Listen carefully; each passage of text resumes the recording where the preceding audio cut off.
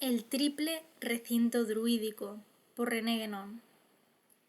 Paul Ricoeur remarcaba en Atlantis, en julio de 1928, un curioso símbolo trazado en una piedra druídica descubierta hacia 1800 en Loir-et-Cher.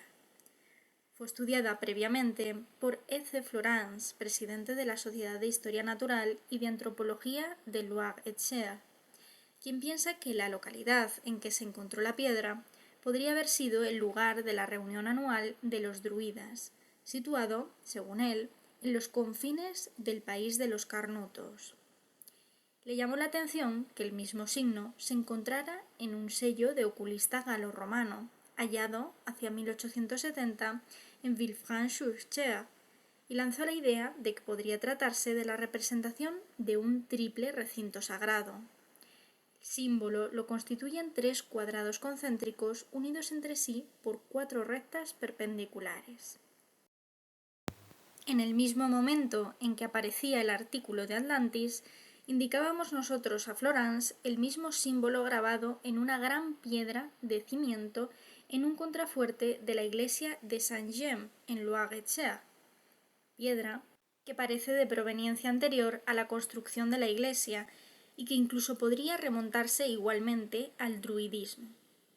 La verdad es que, como muchos otros símbolos celtas, en particular el de la rueda, esa figura estuvo en vigor hasta la Edad Media, pues Carbonne-Lesseps la ha encontrado entre los grafitos de la torre de Chinon, juntamente con otra no menos antigua, formada por 8 rayos e inscrita en un cuadrado. En este caso se encuentra en el Betilo de Germania, estudiado por Loth, monumento al que hemos tenido ocasión de aludir en otro lugar. Ricoeur indica que el símbolo del triple cuadrado se encuentra también en Roma, en el claustro de San Pablo del siglo XIII, y que era también conocido en la antigüedad, fuera del ámbito celta, puesto que él mismo lo ha encontrado varias veces en la Acrópolis de Atenas y en las losas del Partenón y del Erecteion. Creemos muy correcto interpretar que el símbolo representa un triple recinto. Ricoeur establece al respecto una relación con lo que Platón dice hablando de la metrópolis de los atlantes, al describir el palacio de Poseidón como edificado en el centro de 3 recintos concéntricos comunicados por canales, lo que en efecto forma una figura análoga, pero circular en vez de cuadrada. Ahora bien, ¿cuál puede ser el significado de esos 3 recintos? Inmediatamente pensamos que debía de tratarse de 3 grados de iniciación, de modo que su conjunto habría sido en cierto modo la figura de la jerarquía druídica.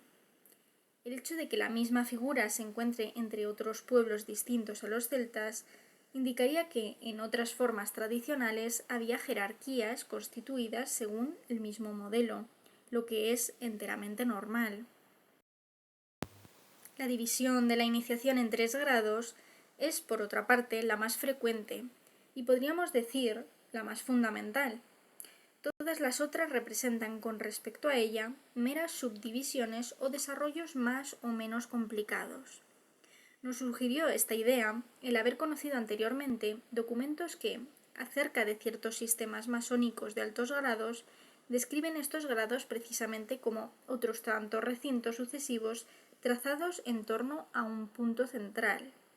Ricoeur, por otra parte, observa que el punto central está señalado en la mayoría de las figuras que ha visto en la Acrópolis de Atenas. Los documentos masónicos son incomparablemente menos antiguos que los monumentos de los que estamos hablando. No obstante, puede hallarse en ellos un eco de tradiciones muy anteriores, y sea como fuere, nos ofrecían un oportuno punto de partida para establecer intereses relaciones. Debe tenerse muy presente que la explicación así propuesta no es en absoluto incompatible con algunas otras, como la de Ricoeur, quien refería los 3 recintos a los 3 círculos de la existencia, reconocidos por la tradición celta. Esos 3 círculos, que con otra forma se encuentran también en el cristianismo, son por otra parte lo mismo que los 3 mundos de la tradición hindú. En esta, además, los círculos celestes se representan a veces como otros tantos recintos concéntricos que rodean al Meru, o sea, la montaña sagrada que simboliza el polo o el eje del mundo, y descubrimos también ahí una sorprendente afinidad. Lejos de excluirse, las dos explicaciones se armonizan a la perfección, y hasta podría decirse que en cierto sentido coinciden, pues si se trata de iniciación real, sus grados corresponden a otros tantos estados del ser, y estos estados son los que en todas las tradiciones se describen como mundos diferentes. Téngase en cuenta que la localización tiene carácter puramente simbólico. Hemos explicado ya, con motivo de Dante, que los cielos son propiamente jerarquías espirituales, es decir, grados de iniciación, y es obvio que se refieren al mismo tiempo a los grados de la existencia universal, pues como decíamos entonces, en virtud de la analogía constitutiva del macrocosmos y del microcosmos, el proceso iniciático reproduce rigurosamente el proceso cosmogónico.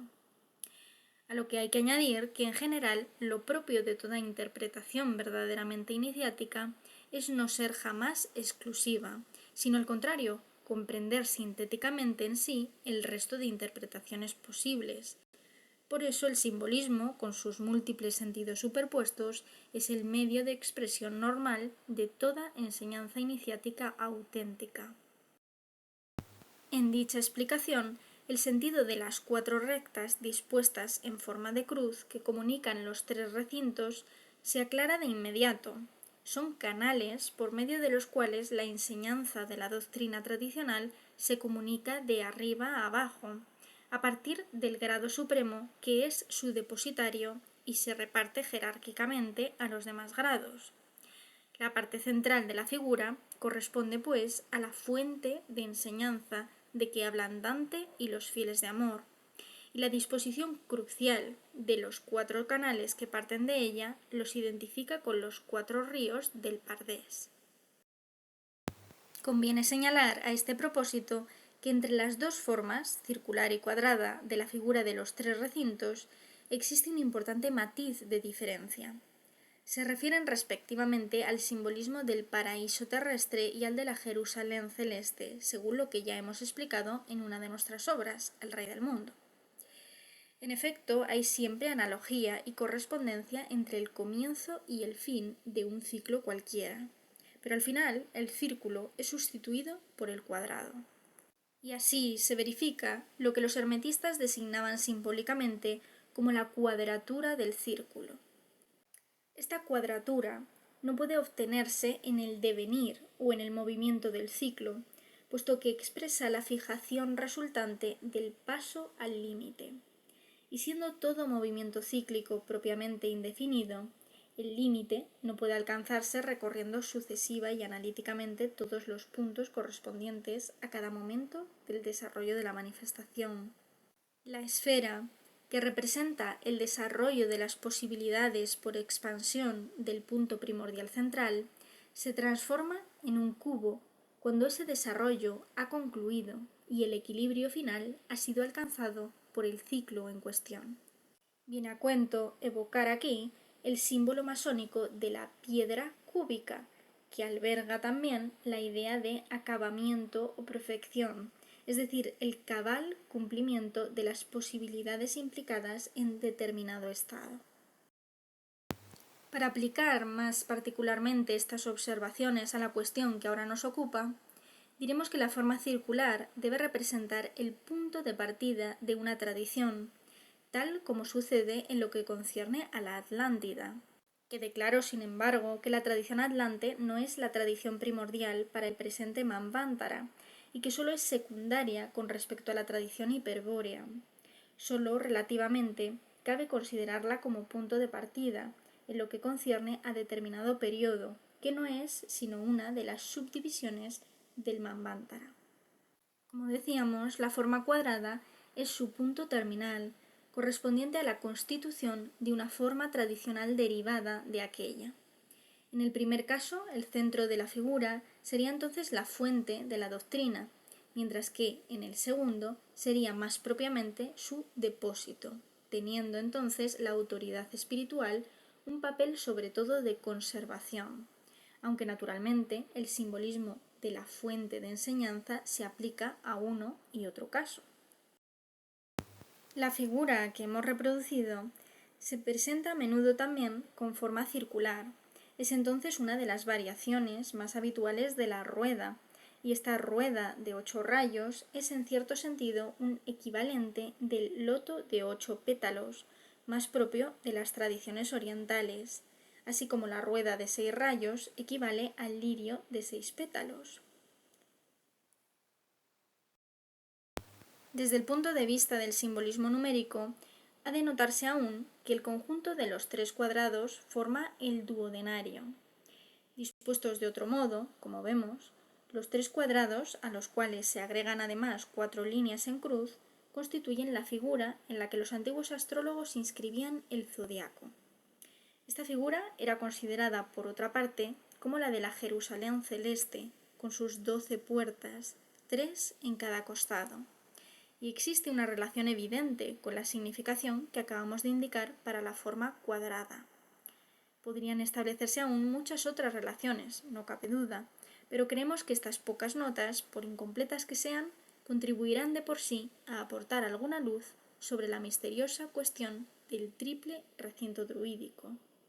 En la imagen vemos cómo las 4 líneas en cruz van colocadas entonces diagonalmente con respecto a los 2 cuadrados extremos, y el espacio comprendido entre estos se encuentra dividido en 12 triángulos rectángulos iguales.